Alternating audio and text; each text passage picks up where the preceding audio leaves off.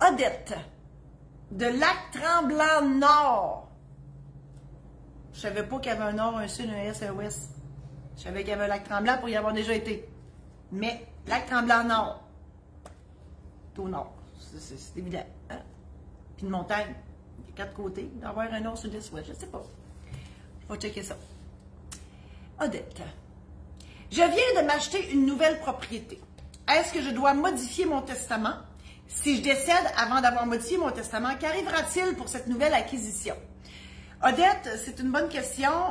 Non, vous n'avez pas. Je dis non. J'ai plein de bémols dans mon histoire. Non, si... ça dépend. Ça dépend comment est écrit votre testament.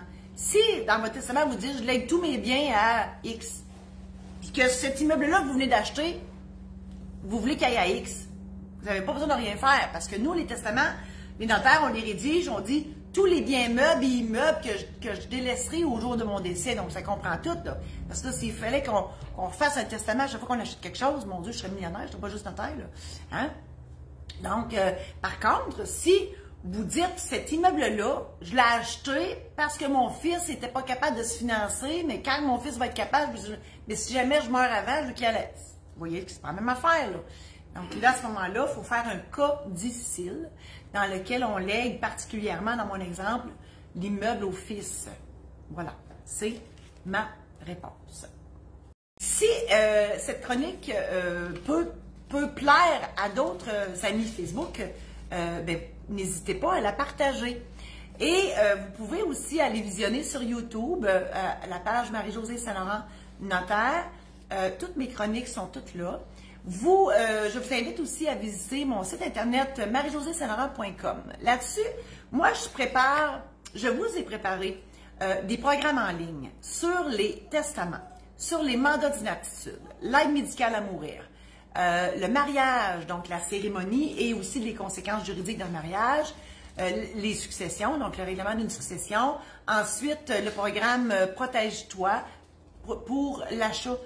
Pas protège-toi, la trousse protège-toi pour l'achat d'une première maison. Donc, si vous n'êtes pas sûr, parce que l'idée, c'est de vous préparer, mon Dieu, j'ai un cheveu, c'est de vous préparer avant d'aller chez le notaire. Ça ne remplace pas le notaire, là, OK? Mais ça vous sécurise. Des fois, vous êtes sénère d'aller chez le notaire, qu'est-ce qu'il va me demander, puis comment ça va marcher, etc.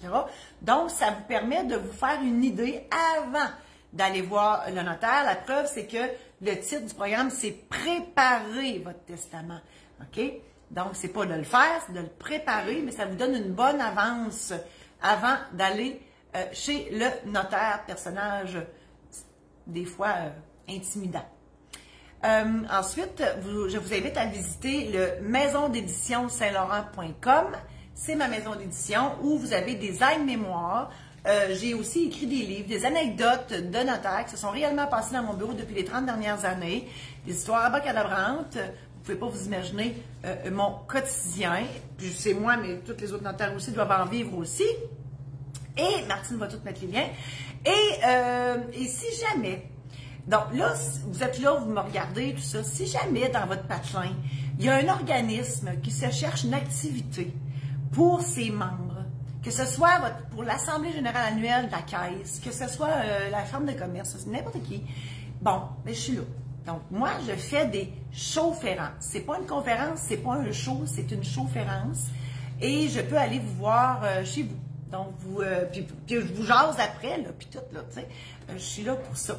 Donc, communiquez avec moi au info@commercial marie-josée-saint-laurent.com. Merci infiniment. À la semaine prochaine.